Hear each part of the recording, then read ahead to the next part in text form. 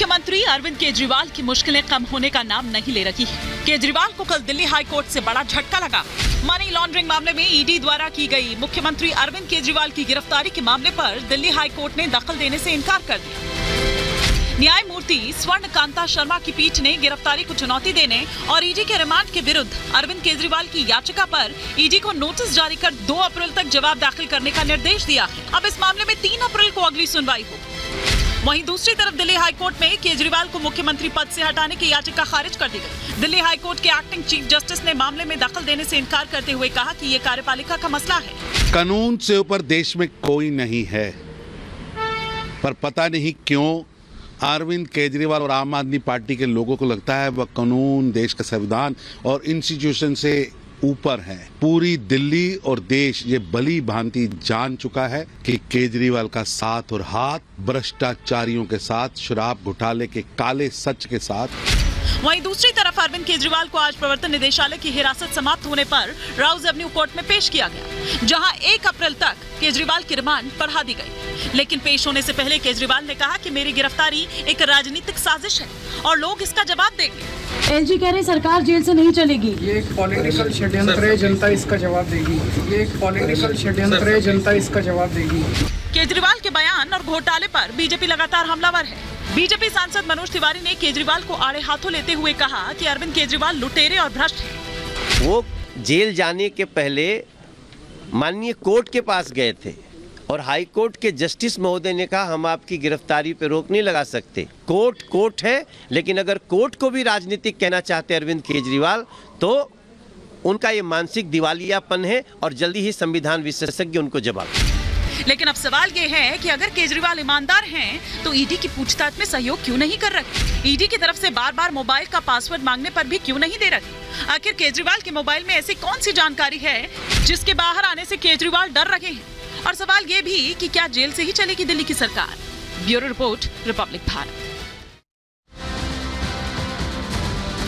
और इसी खबर पर और विस्तार से चर्चा के लिए तमाम खास मेहमान इस वक्त हमारे साथ जुड़ चुके हैं। फटाफट से परिचय मैं करवा देती हूं। हरीश खुराना जी स्पोक्स पर्सन है भारतीय जनता पार्टी के, इस वक्त हमारे साथ जुड़े हुए हैं। स्टूडियो से विनीत गोयंका जी पॉलिटिकल एनालिस्ट बतौर इस वक्त हमारे साथ जुड़े हुए हैं। सत्येंद्र सिंह जी इस वक्त फॉर्मर डिप्टी डायरेक्टर ईडी के, इस वक्त हमारे साथ जुड़े हुए हैं। बहुत स्वागत है सर आपका। हमारे साथ संजय मिश्रा जी यहाँ पर जुड़े हुए हैं। साथ ही साथ दुष्यंत नागर जी इस वक्त हमारे साथ जुड़े हुए हैं। लेकिन सबसे पहले संजय मिश्रा जी, मैं आप ही से शुरुआत करना चाह रही हूँ, क्योंकि बहुत बड़ा खुलासा आप लोग करने वाले थे।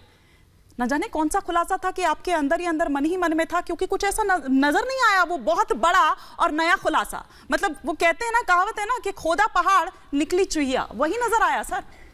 हिमानी जी देखिए, हंस रहे हैं खुराना। हरीश जी कितना खुश हैं, कितना हंस रहे हैं कि मेरा सिक्का चल रहा है। हाँ।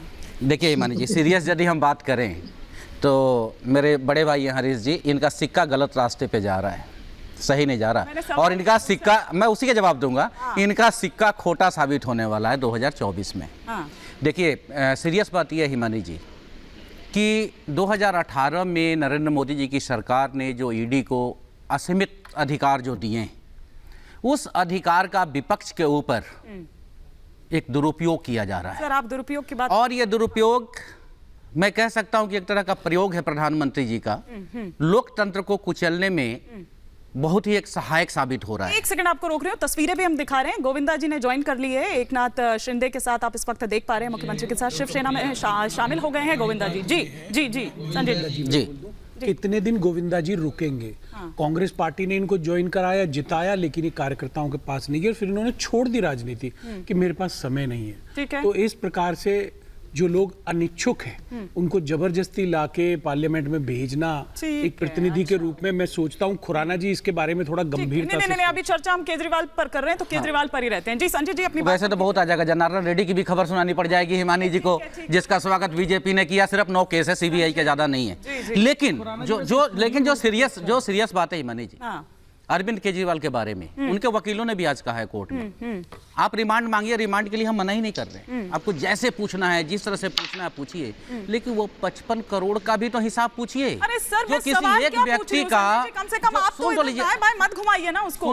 आप लोग बहुत बड़ा कुछ खुलासा करने वाले थे, बहुत बड़ा खुलासा करने वाले थे। ये छोटा खुलासा है, लेकिन सिर्फ ईडी पर आरोप लगाए। ये छोटा खुलासा है कि आप किसी व्यक्ति को पकड़ लेते हैं और पकड़ने के बाद में उससे 5 दिन के बाद में 5 करोड़ करोड़ रुपया ले लेते हैं, हाँ। फिर उसको बेल दे देते हैं, हाँ। और बेल देने के बाद आप उससे 50 करोड़ रुपया ले लेते हैं, कहीं वही पैसा तो नहीं है जो बीजेपी ने घोटाले करवाए हैं? ठीक है जरा मैं एक सेकंड आ रही हूँ, ये तस्वीरें दिखा रहे हैं। हाँ भाई हमारे बड़े आराम मैं उनसे जवाब लूंगी, मैं उनसे भी जवाब लूंगी। एक मिनट जरा तस्वीरें हम यहाँ पर दिखा रहे हैं। ये देखिए उनका जब यहाँ पर दुष्यंत जी भी कुछ कहना चाह रहे थे, काफी कुछ कह रहा था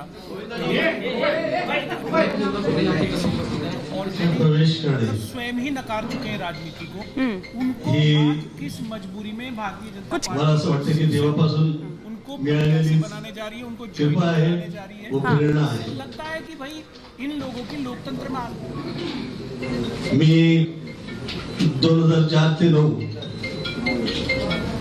सुरुवातीला पॉलिटिक्स मध्ये असताना बाहेर पडल्यावर मला असं वाटलं होतं की आता पुन्हा कदाचित मी या बाजूला दिसणार नाही, परंतु 10 पासून 24 या 14 वर्षाच्या वनवासानंतर सुरुवात राम राज्य जिथं आहे तिथेच त्याच पक्षात आदरणीय एकनाथ साहेबांच्या कृपेनं आज मी पुन्हा या पक्षात आलोय.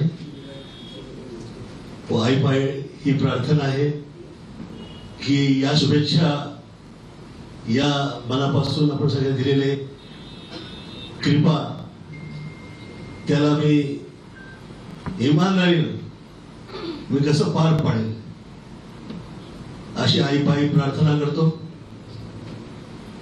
विश्वानि देव सवित दुरितानि परासव यद भद्रं तन्नासव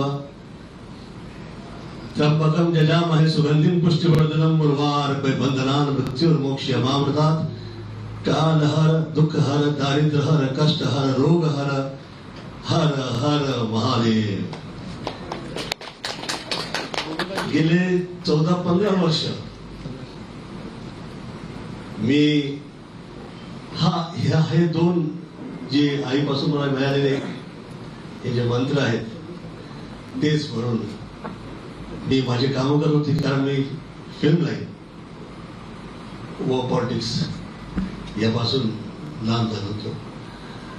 मला असं वाटतं की आपली जी कृपा झाली आहे, मी धन्यवाद तर देतोच, परंतु आपल्या वतीने मला मिळालेली ही जिम्मेदारी किंवा काम हे वफादारी व इमानदारीने मी वाजवेन व आर्ट अँड कल्चर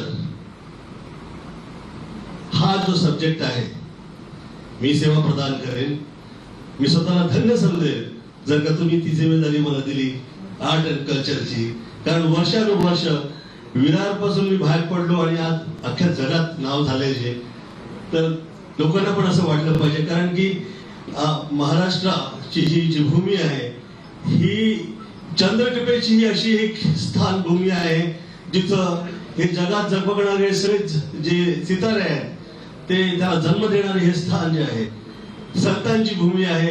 आणि आपल्या देशात चित्रपट असो किंवा चित्रकूट असो जे काही आहे ते आर्ट अँड कल्चर ला कसं काय ते सरस्वतीच्या कृपेनं अख्ख्या जगात जे आहे आज आहे